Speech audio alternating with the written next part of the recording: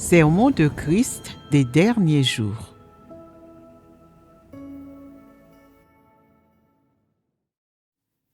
Les principes que l'on devrait suivre dans son comportement. Quels sont vos principes pour votre conduite? Vous devez vous conduire selon votre rang, trouver la place qui vous convient et accomplir le devoir qui vous incombe. Ainsi seulement, on est quelqu'un de sensé. À titre d'exemple, il y a des gens qui maîtrisent certaines compétences professionnelles et qui saisissent les principes et ils devraient assumer la responsabilité et procéder aux dernières vérifications dans ce domaine. Il y a des gens qui sont capables de donner des idées et des conseils. Ils inspirent les autres et leur permettent de mieux accomplir leurs devoirs. Ils devraient alors donner des idées. Si tu peux trouver la place qui te convient et travailler en harmonie avec tes frères et sœurs, tu accompliras ton devoir et tu te conduiras selon ton rang. Au départ, tu n'es peut-être capable que de fournir quelques idées, mais si tu essaies d'apporter autre chose, et si tu fais finalement de gros efforts pour cela, et que tu en es pourtant incapable, si bien que lorsque ce sont les autres qui apportent ces choses, tu es mal à l'aise et tu ne veux pas écouter, ton cœur est peiné et contraint, et tu blâmes Dieu et dis qu'il est injuste. Alors c'est de l'ambition. Quel est le tempérament qui engendre l'ambition chez quelqu'un? C'est un tempérament arrogant qui engendre l'ambition. Ces états peuvent à coup sûr émerger en vous à tout moment, et si vous ne cherchez pas la vérité pour y remédier, que vous n'avez pas d'entrée dans la vie et que vous ne pouvez pas changer dans ce domaine, alors vous accomplirez vos devoirs avec un faible niveau de qualification et de pureté, et les résultats ne seront pas non plus très bons. Ce n'est pas accomplir votre devoir de façon satisfaisante, et cela signifie que Dieu n'a pas obtenu de vous la gloire. Dieu a donné à chaque personne des talents et des dons différents. Certains ont du talent dans 2 ou 3 domaines, certains dans un domaine et d'autres n'ont aucun talent. Si vous pouvez aborder ces sujets de façon convenable, alors vous avez la raison. Une personne qui a la raison pourra trouver sa place, se comporter conformément à son rang et accomplir convenablement ses devoirs. Une personne qui ne trouve jamais sa place est une personne qui a toujours de l'ambition. Elle poursuit toujours le statut et les profits. Elle n'est jamais satisfaite de ce qu'elle a. Pour obtenir plus de profits, elle s'efforce de prendre autant qu'elle le peut. Elle espère toujours satisfaire ses désirs extravagants. Elle pense que si elle a des dons et est de bon calibre, elle devrait profiter davantage de la grâce de Dieu et qu'avoir des désirs extravagants n'est pas une erreur. Est-ce que ce genre de personne a une raison? N'est-il pas honteux d'avoir toujours des désirs extravagants? Les gens qui ont une conscience et du bon sens peuvent sentir que c'est éhonté. Les gens qui comprennent la vérité ne feront pas ces choses stupides. Si tu espères t'acquitter loyalement de ton devoir, afin de rendre à Dieu son amour, ce n'est pas un désir extravagant. C'est conforme à la conscience et à la raison d'une humanité normale. Cela rend Dieu heureux.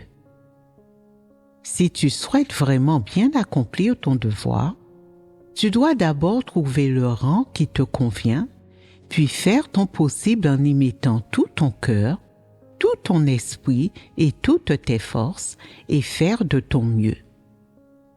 Cela est satisfaisant et ce type d'accomplissement du devoir a une certaine mesure de pureté. Voilà ce que devrait faire un véritable être créé.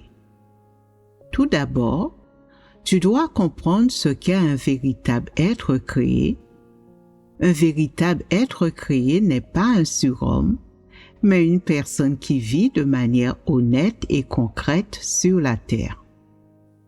Il n'est pas du tout extraordinaire et pas le moins du monde exceptionnel, mais identique à n'importe quelle personne ordinaire.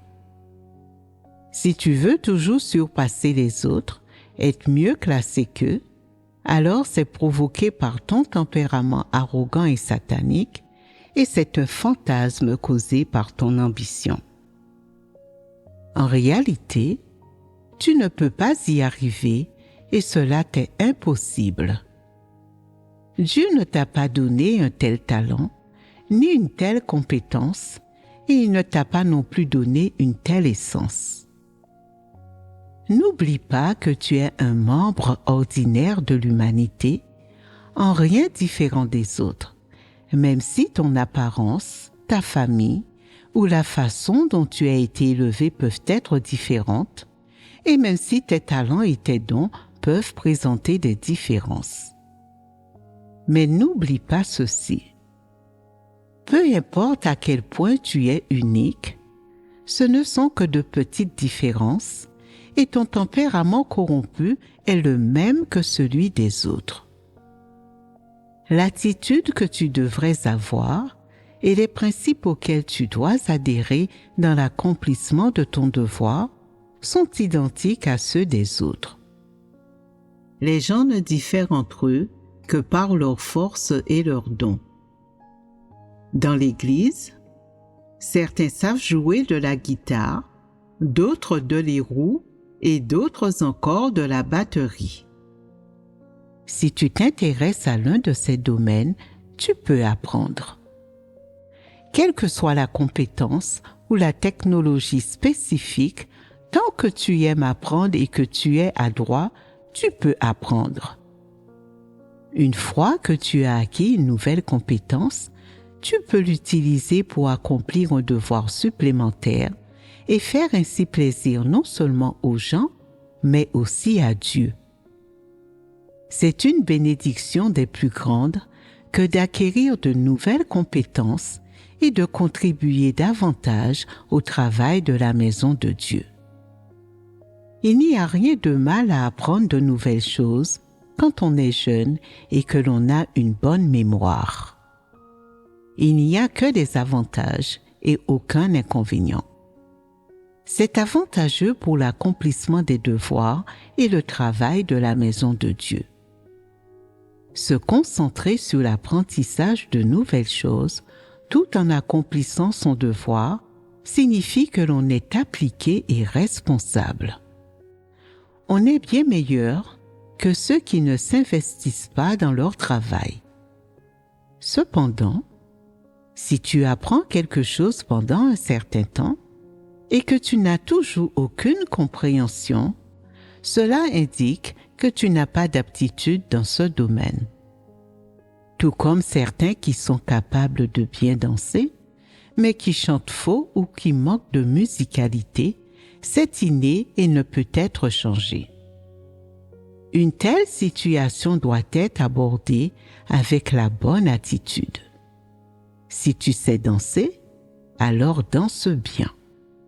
Si tu as un cœur de louange pour Dieu, même si tu chantes faux, ça ne dérange pas Dieu. Tant que tu as de la joie dans le cœur, c'est suffisant.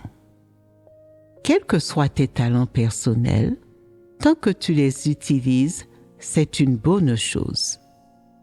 Accomplis tes devoirs consciencieusement, c'est ce que signifie te conduire selon ton rang. Que personne ne se croie parfait, distingué, noble ou différent des autres. Tout cela est provoqué par le tempérament arrogant des hommes et de leur ignorance. Se croire toujours à part, cela est dû à un tempérament arrogant.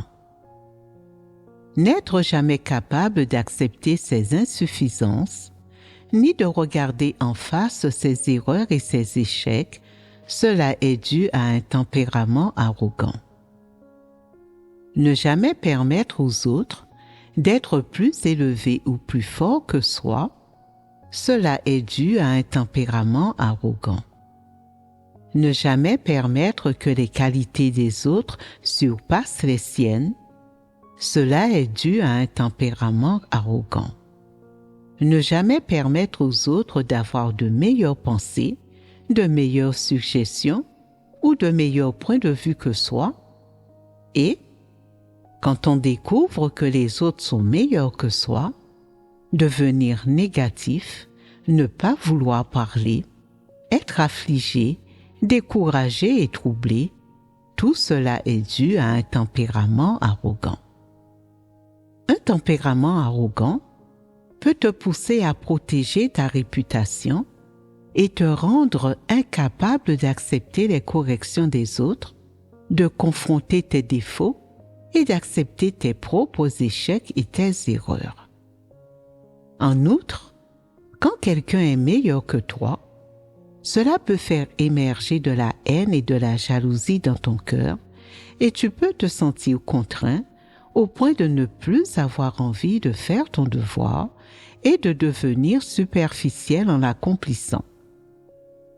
Un tempérament arrogant peut faire émerger en toi ses comportements et ses pratiques. Si vous êtes capable, peu à peu de vous plonger plus profondément dans tous ces détails, de réussir des percées et de mieux les comprendre, et si vous êtes ensuite capable d'abandonner progressivement ces pensées, ces notions, ces points de vue et même ces comportements erronés, s'ils ne vous limitent pas ici, dans l'accomplissement de votre devoir, vous êtes capable de trouver le rang qui vous convient, d'agir selon des principes et d'accomplir le devoir que vous pouvez et devez accomplir, alors, avec le temps, vous serez capable de mieux accomplir vos devoirs. Cela constitue l'entrée dans la vérité-réalité. Si tu peux entrer dans la vérité-réalité, il semblera que tu as une ressemblance humaine et on dira « Cette personne se comporte selon son rang et elle accomplit son devoir de façon terre à terre. Elle ne s'appuie pas sur le naturel, l'impétuosité, ni sur son tempérament corrompu et satanique pour accomplir son devoir. Elle agit avec retenue, elle a un cœur qui craint Dieu, elle aime la vérité et son comportement et ses expressions montrent qu'elle a renoncé à sa propre chair et à ses propres préférences. Comme il est merveilleux de se comporter d'une telle manière. Lorsqu'il arrive qu'on mentionne tes défauts, non seulement tu es capable de les accepter, mais tu es optimiste, tu fais face à tes défauts et tes faiblesses avec calme. Ton état d'esprit est tout à fait normal, libre de tout extrême et de toute impétuosité. Avoir une ressemblance humaine, n'est-ce pas cela? Seules de telles personnes ont du bon sens. De quel genre de tempérament s'agit-il quand les gens font toujours semblant, qu'ils tentent sans cesse de se dissimuler, qu'ils prennent sans cesse des airs pour que les autres pensent du bien d'eux, et qu'ils ne voient pas leurs défauts ou leurs points faibles quand ils essaient en permanence de présenter leurs meilleures facettes? Il s'agit d'arrogance, d'imposture, d'hypocrisie, il s'agit du tempérament de Satan, il s'agit de quelque chose de malfaisant. Prenez les membres du régime satanique.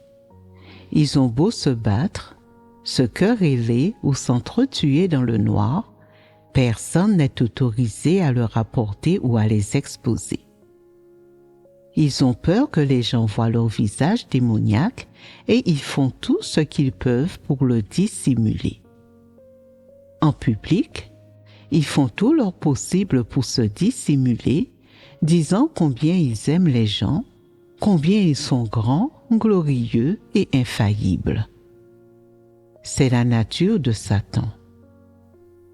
Les caractéristiques les plus remarquables de la nature de Satan sont la ruse et la tromperie. Et quel est le but de cette ruse et de cette tromperie? Berner les gens, les empêcher de voir son essence et ses vraies couleurs, et ainsi atteindre l'objectif de prolonger son règne. Les gens ordinaires peuvent manquer d'un tel pouvoir et d'un tel statut, mais eux aussi souhaitent que les autres aient une opinion favorable et une haute estime d'eux et les haussent à un statut élevé dans leur cœur. C'est un tempérament corrompu, et si les gens ne comprennent pas la vérité, ils sont incapables de le reconnaître. Les tempéraments corrompus sont les plus difficiles à reconnaître. Reconnaître ses fautes et ses défauts est facile, mais reconnaître son propre tempérament corrompu ne l'est pas. Les gens qui ne se connaissent pas eux-mêmes ne parlent jamais de leur état corrompu. Ils pensent toujours qu'ils vont bien. Et sans s'en rendre compte, ils commencent à se vanter. Au cours de toutes mes années de foi, j'ai subi énormément de persécutions et traversé énormément d'épreuves.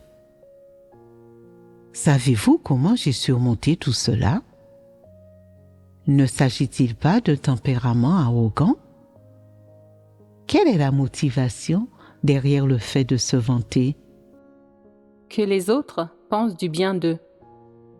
Quelle est leur motivation quand ils poussent les gens à avoir une bonne opinion d'eux? Obtenir un statut dans l'esprit de telle personne. Quand tu obtiens un statut dans l'esprit de quelqu'un d'autre, alors, quand cette personne se trouve avec toi, elle se montre déférente et particulièrement polie quand elle s'adresse à toi. Elle t'admire toujours, elle te fait passer en premier en toutes choses, elle te laisse la place, elle te flatte et t'obéit. En toutes choses, elle te recherche et te laisse prendre des décisions. Et c'est source de plaisir pour toi. Tu sens que tu es plus fort et meilleur que n'importe qui d'autre. Tout le monde aime avoir ce sentiment. C'est le sentiment d'avoir un statut dans le cœur de quelqu'un. Les gens veulent s'y adonner. C'est pourquoi les gens rivalisent pour le statut et pourquoi tous souhaitent obtenir un statut dans le cœur des autres, être estimés et vénérés par les autres. S'ils n'en tiraient pas un tel plaisir, ils ne poursuivraient pas le statut. Par exemple, si, dans l'esprit d'une personne, tu n'avais pas de statut, celle-ci engagerait le dialogue avec toi sur un pied d'égalité. Elle te traiterait comme un égal. Elle te contredirait si nécessaire. Elle ne serait pas courtoise ou respectueuse à ton égard et pourrait même partir avant que tu aies fini de parler. Cela t'énerverait-il? Tu n'aimes pas que les gens te traitent de la sorte. Tu aimes qu'ils te flattent, qu'ils t'admirent et te vénèrent à chaque instant.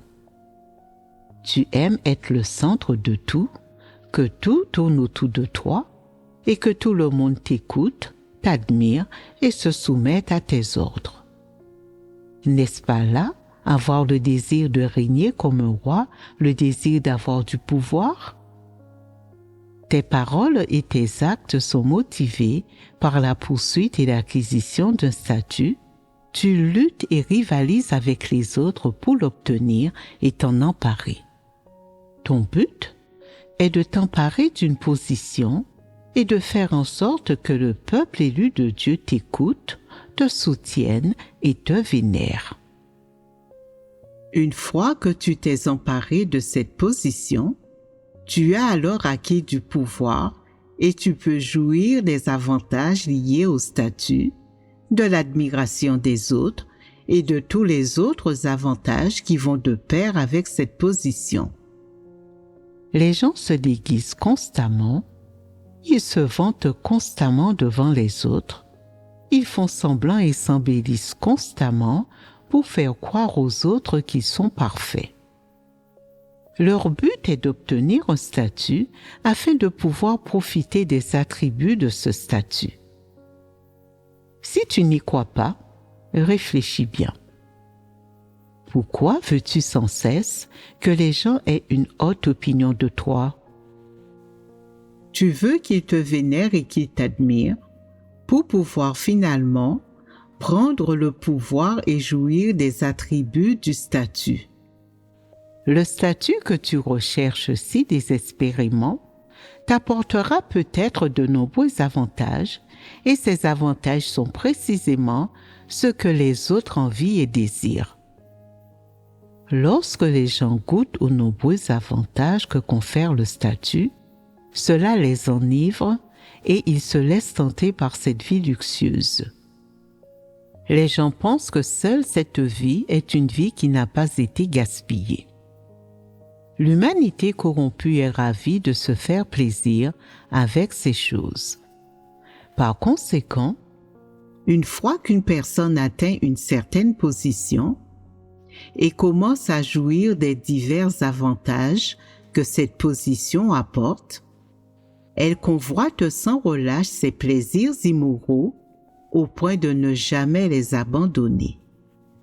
Par essence, la poursuite de la renommée et du statut est motivée par le désir de savourer les avantages qui accompagnent une certaine position, de régner comme un roi, d'exercer un contrôle sur le peuple élu de Dieu, d'exercer une domination sur tout et d'établir un royaume indépendant où cette personne pourra savourer les privilèges de sa position et s'adonner à des plaisirs immoraux. Satan utilise des méthodes de toutes sortes pour tromper les gens, les duper et se jouer d'eux en leur donnant de fausses impressions. Il utilise même l'intimidation et la menace pour que les gens l'admirent et le craignent, le but ultime étant qu'ils se soumettent à lui et l'adorent. Voilà ce qui plaît à Satan. C'est aussi son objectif en rivalisant avec Dieu pour convaincre les gens. Alors, quand vous vous battez pour un statut et une réputation parmi d'autres personnes, pourquoi vous battez-vous? Est-ce vraiment pour la renommée? Non. Tu te bats en fait pour les avantages que la renommée t'apporte. Si tu veux sans cesse profiter de ces avantages, tu devras alors te battre pour les obtenir. Mais si tu n'accordes pas d'importance à ces avantages et que tu dis « La façon dont les gens me traitent n'a pas d'importance. Je ne suis qu'une personne ordinaire. Je ne suis pas digne d'être traité aussi bien et je ne désire pas non plus vénérer une personne. Dieu est le seul que je devrais vraiment vénérer et craindre. Lui seul est mon Dieu et mon Seigneur. Quelle que soit la qualité d'une personne, l'ampleur de ses capacités, l'étendue de son talent, la magnificence ou la perfection de son image, elle ne fait pas l'objet de mon adoration parce qu'elle n'est pas la vérité. Elle n'est pas le Créateur, elle n'est pas le Sauveur, et elle ne peut pas orchestrer ou régner souverainement sur la destinée de l'homme. Elle ne fait pas l'objet de ma vénération. Aucune personne humaine ne mérite mon adoration. N'est-ce pas conforme à la vérité? À l'inverse, si tu ne vénères pas les autres, comment devrais-tu les traiter s'ils commencent à te vénérer? Tu dois trouver un moyen de les en empêcher et les aider à se libérer d'une telle mentalité. Tu dois trouver le moyen de leur montrer ton vrai visage, de leur faire voir ta laideur et ta vraie nature. L'essentiel est de faire comprendre aux gens que, quelles que soient tes qualités, ton niveau d'éducation, tes connaissances ou ton intelligence, tu n'es qu'une personne ordinaire. Tu n'es pas un objet d'admiration ou de vénération pour quiconque. Avant tout, tu dois rester ferme dans ta position et ne pas te retirer après avoir commis des erreurs ou t'être mis dans l'embarras. Si, après avoir commis des erreurs ou t'être mis dans l'embarras, non seulement tu ne le reconnais pas, mais que tu utilises également la tromperie pour le dissimuler ou l'édulcorer, tu aggraves alors ton erreur et tu te rends encore plus laid. Ton ambition devient encore plus évidente. Les êtres humains corrompus sont doués pour se dissimuler. Quoi qu'ils fassent, quelle que soit la corruption qu'ils manifestent, ils sont toujours en train de se dissimuler. Si quelque chose tourne mal, ou s'ils font quelque chose de mal, ils veulent rejeter la faute sur les autres.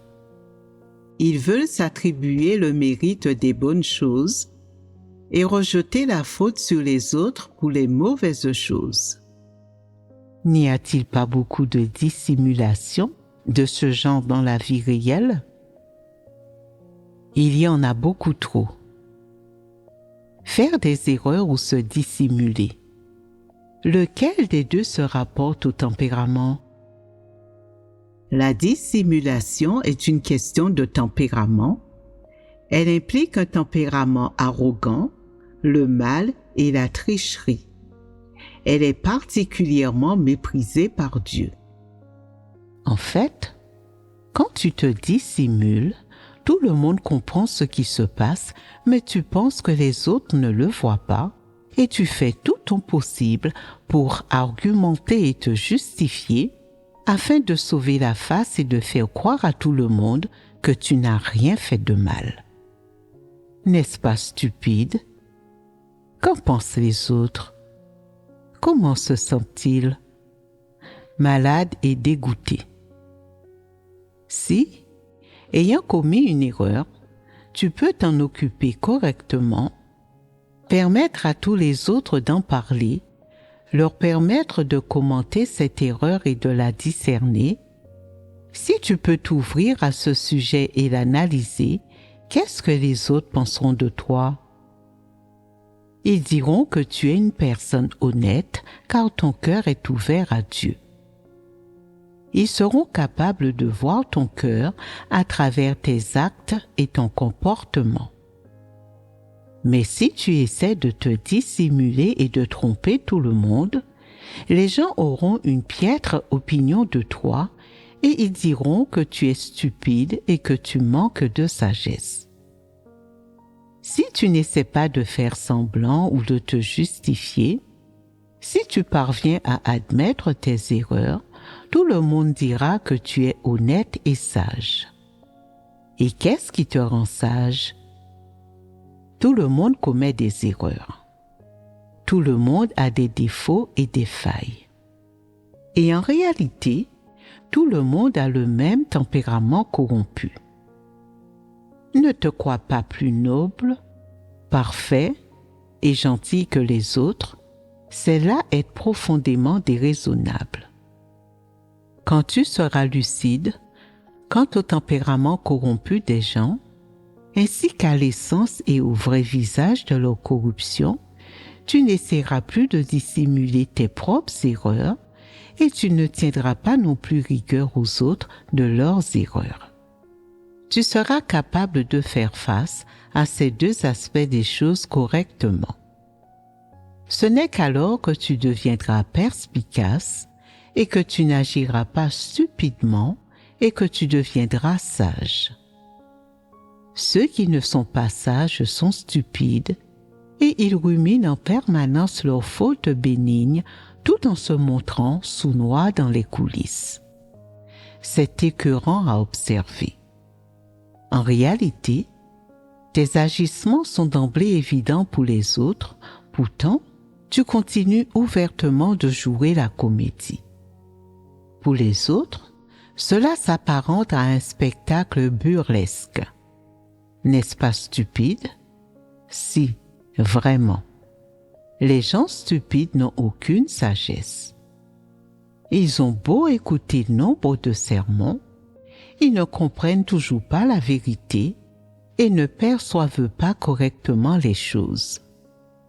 Ils ne descendent jamais de leurs grands chevaux, pensant être différents de tous les autres et plus respectables. Il s'agit là d'arrogance et de suffisance, de stupidité. Les imbéciles n'ont aucune compréhension spirituelle, n'est-ce pas? Les questions dans le cadre desquelles tu te montres stupide et peu sage sont les questions vis-à-vis desquelles tu n'as aucune compréhension spirituelle et dans le cadre desquelles tu ne peux pas facilement comprendre la vérité. Telle est la réalité. La transformation de tempérament corrompu ne se fait pas du jour au lendemain. Il faut continuellement réfléchir et s'examiner soi-même dans tous les domaines. Il faut examiner ses actes et ses comportements à la lumière des paroles de Dieu, essayer de se comprendre soi-même et trouver le chemin de la pratique de la vérité. C'est ainsi que l'on peut remédier à un tempérament corrompu.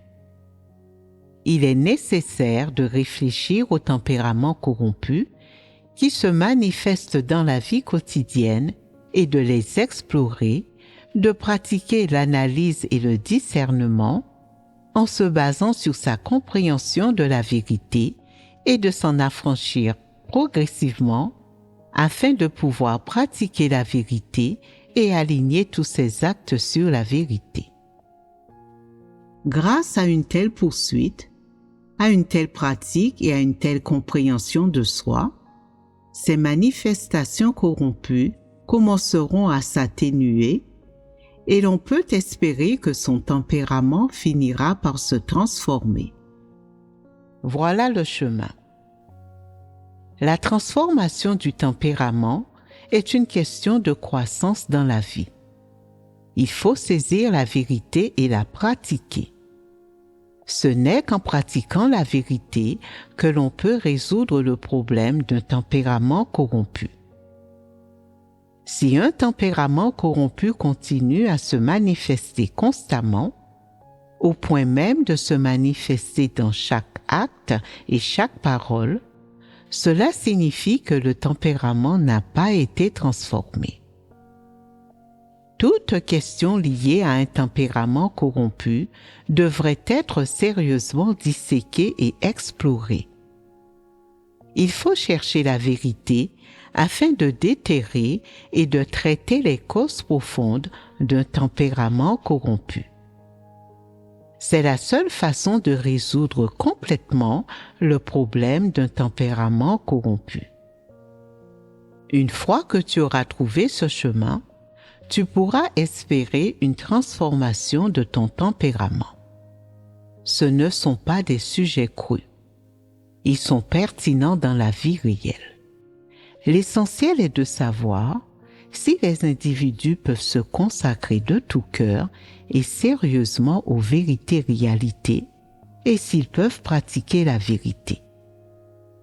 Tant qu'ils seront capables de pratiquer la vérité, ils pourront progressivement commencer à se débarrasser de leur tempérament corrompu. Ils pourront alors se conduire conformément aux exigences de Dieu et à leur rang. En trouvant leur place, en tenant fermement leur rôle d'être créés et en devenant des personnes qui vénèrent vraiment Dieu et se soumettent à lui, ils seront loués par Dieu.